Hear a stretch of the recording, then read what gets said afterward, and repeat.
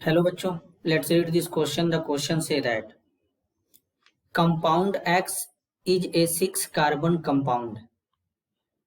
When it is burned, light is generated because of the presence of carbon particle.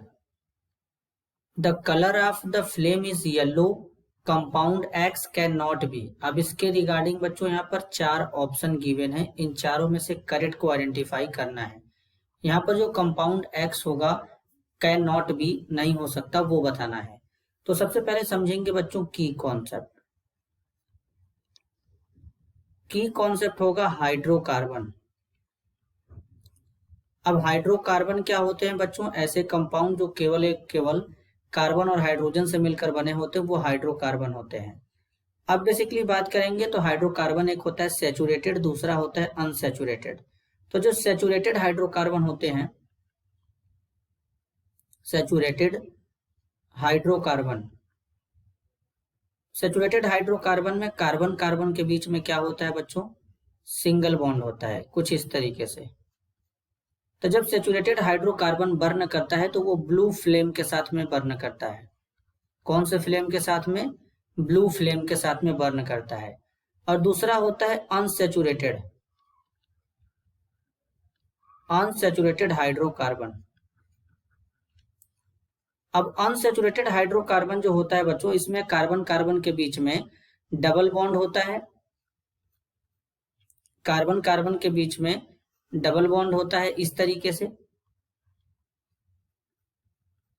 या फिर carbon carbon के बीच में triple bond भी इस तरीके से हो सकता है। तो अब इनके केस में क्या होता है कि जब ये बर्न करते हैं तो ये येलो या फिर बोल सकते हैं एंड शूटी फ्लेम के साथ में बर्न करते हैं। शूटी फ्लेम, यहां पर प्रॉपर ऑक्सीजन नहीं होता है, तो ये शूटी फ्लेम के साथ में बर्न करते हैं बच्चों। तो ये इनमें क्या होता है? डिफरेंस होता है। तो अब हमको देखना है कि कौन यहाँ पर येलो फ्लेम के साथ जो नहीं जल रहा है, यानी जो यहाँ पर नहीं जल रहा है, उसके बारे में बताना है।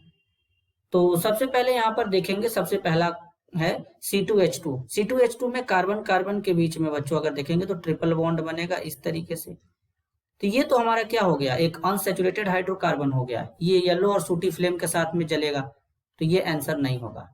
ऑप्शन बी में है C6H14। इसमें अगर देखें तो ये कौन सा हाइड्रोकार्बन है? तो सबसे पहले स्ट्रक्चर बनाएंगे, 6 कार्बन है, 3 4 5 6। अब इसमें हाइड्रोजन लगाएंगे इस तरीके से वैलेंसी को कंप्लीट करने के लिए, इस तरीके से।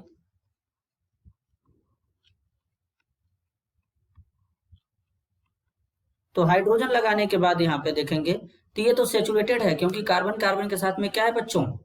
सिंगल बॉन्ड है। तो ये ब्लू फ्लेम के साथ में बर्न करेगा,